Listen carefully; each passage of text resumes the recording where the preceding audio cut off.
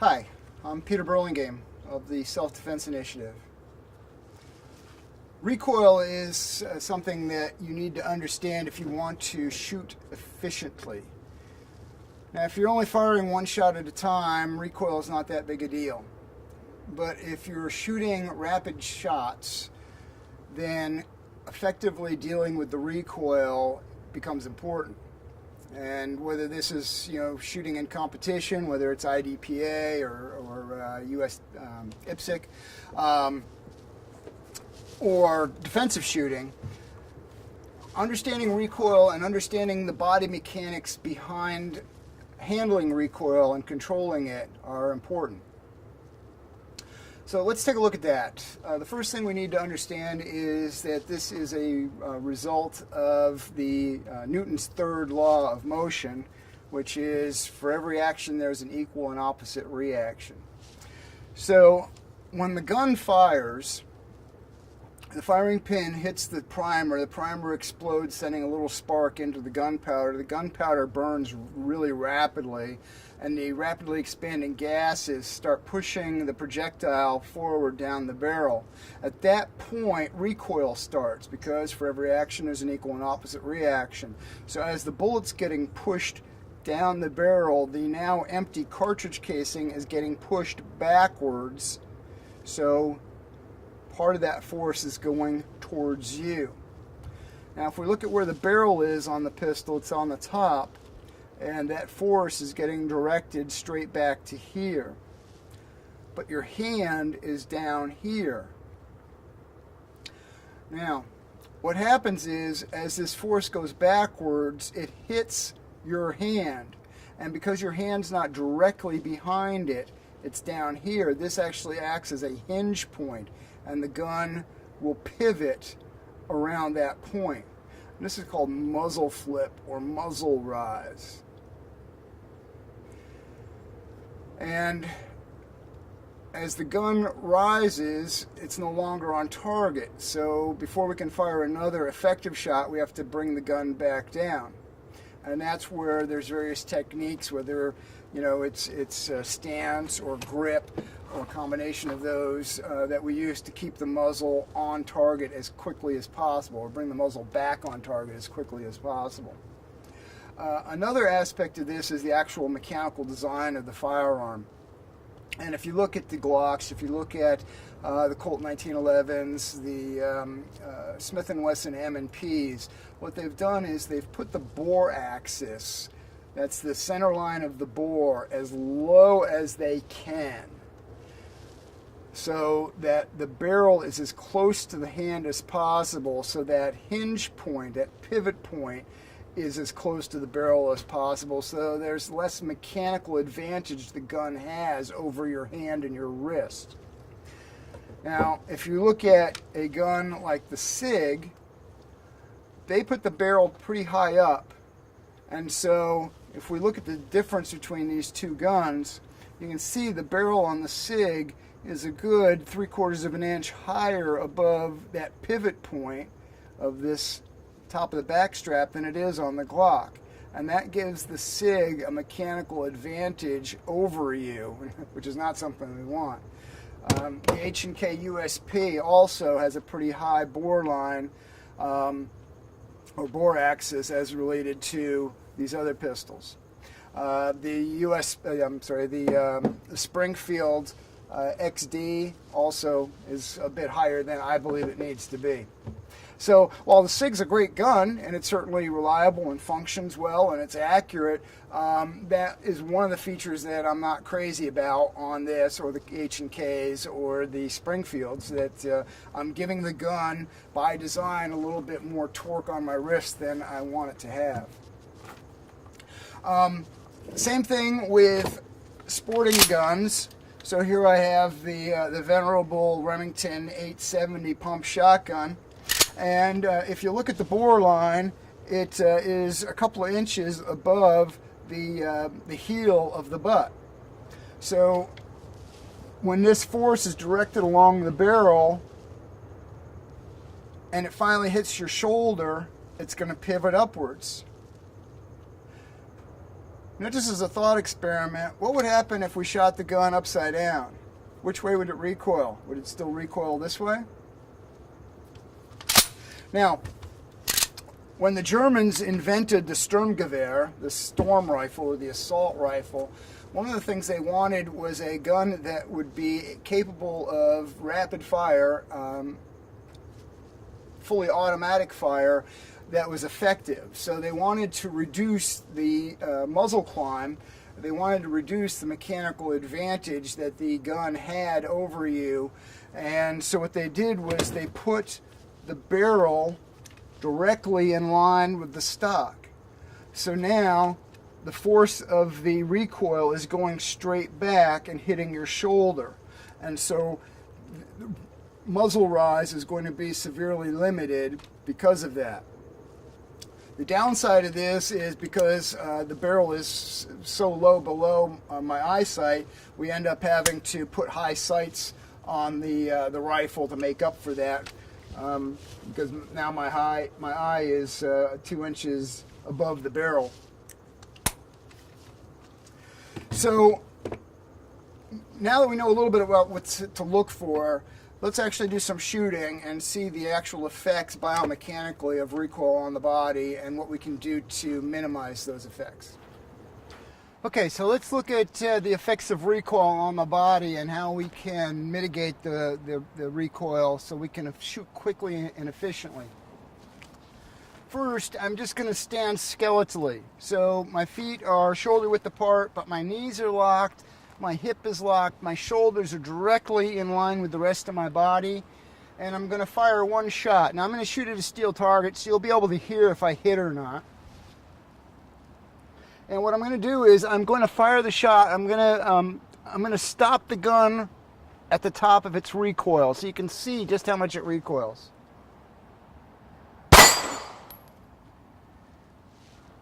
All right, so I'm now about 6 or 7 feet above the target. So yes, I hit the target, and if that's, if all I'm looking at is to hit the target once, this is fine. But if I need to shoot the target rapidly, then it's going to take time for me to drag the gun back out of recoil, line up the sights again, and then fire again. And the gun's now 8 feet off target again. So we need to look at using our body to control the recoil as much as possible, and we're going to do that by getting off of our skeleton and have ourselves supported muscularly.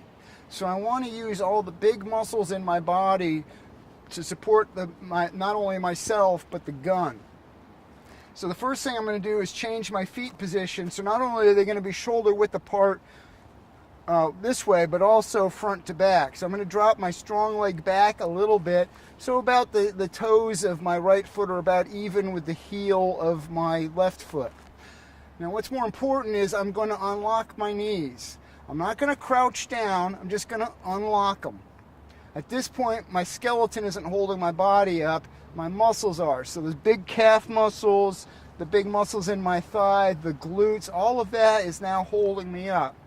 The importance of that is those are going to act as springs. So all of those large muscle groups, all the way up the back, the back straps here into the shoulder, are going to keep the gun on target. So I'm going to do the same thing. I'm going to fire one shot, let the gun rise and recoil, and stop it. And you can see the difference between the two different ways of standing.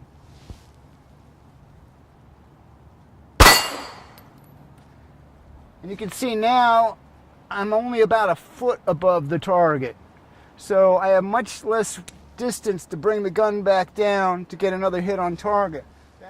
Okay, so by going muscular, letting my muscles, the large muscle groups, hold my body up, it will help keep the gun on target and recoil, and that will allow me to do this. So 3 shots on an 8-inch plate, 10 yards in under a second. Whereas if I go back to standing straight up and down and have my body held up skeletally, it will take me substantially longer to fire those 3 shots. Now, I've been shooting a Glock 26 with a low bore axis. Let's take a look at the recoil effects using a SIG 226.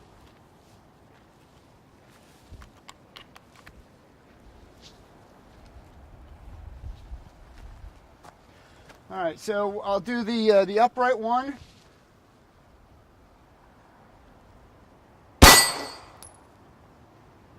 Do one more. And I'm about 8 feet above the target. Let's go to muscular. And you can see the gun pretty much came back on target. So let's do a string.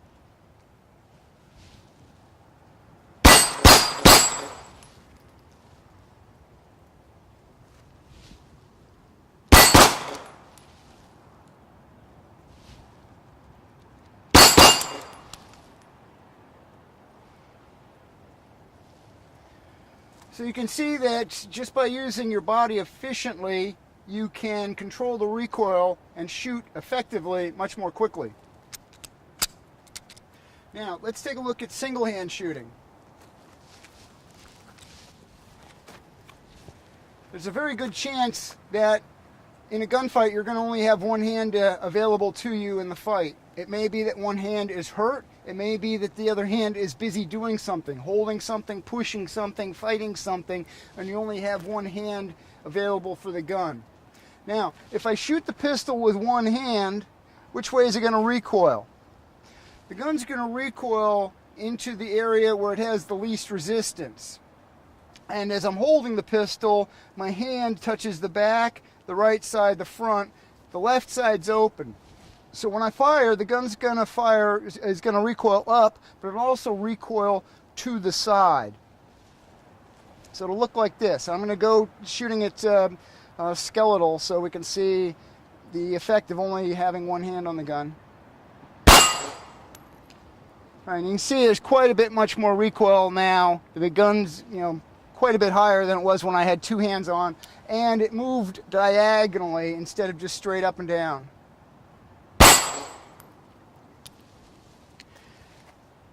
Now, if I'm going to shoot one-handed, I have the disadvantage of only having one hand on the gun, so I want to get a little more aggressive with my stance, and I'll actually take my strong leg and drive it forward, and I want to lean into the gun as much as possible.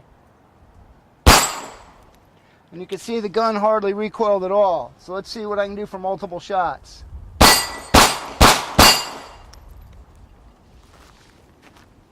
Let's try left hand. This is my support hand, my weaker hand, my less dexterous hand.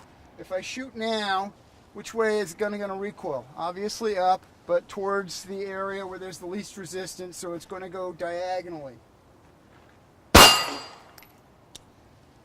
Being that this is my less useful side, I'm going to have to get even more aggressive with the stance. Now, there's always a question, what do you do with this hand? If you let it hang, it's going to act as a pendulum. Will this moving affect what's going on with the sights out there? Absolutely.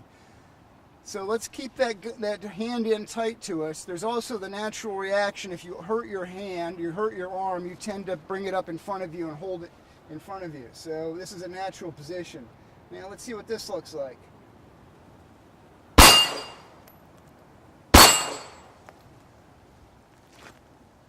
So you can see that the recoil is much less when I'm getting a lot of body mass behind the gun than if I just stand upright to fire.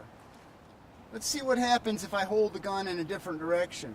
If I hold the gun upside down, which way will it recoil?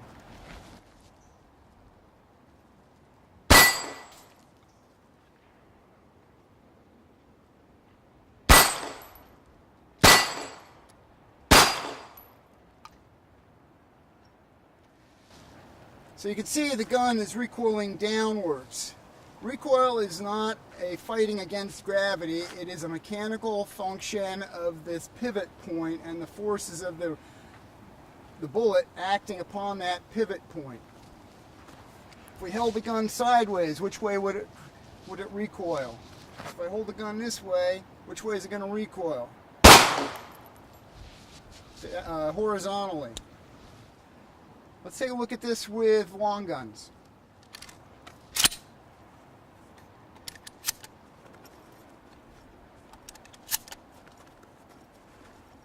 Alright, so here I have a 12 gauge pump shotgun, Remington 870, and let's go through the same process. I'll hold the gun, I'll stand straight up and down with my skeleton locked, and let's fire one shot and see how this works.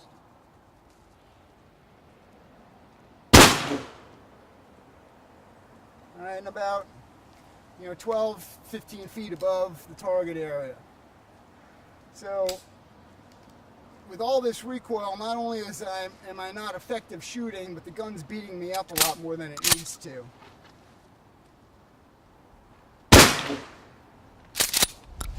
So, let's do the same thing. Let's drop this strong leg back, unlock the knees, lean slightly forward, and let's see what happens. And you can see the gun rose a little bit, but not too much. So a good stance will allow us to do this. So 3 shots under a second, all on target. And just as a fun experiment, let's see what happens when I shoot the shotgun upside down.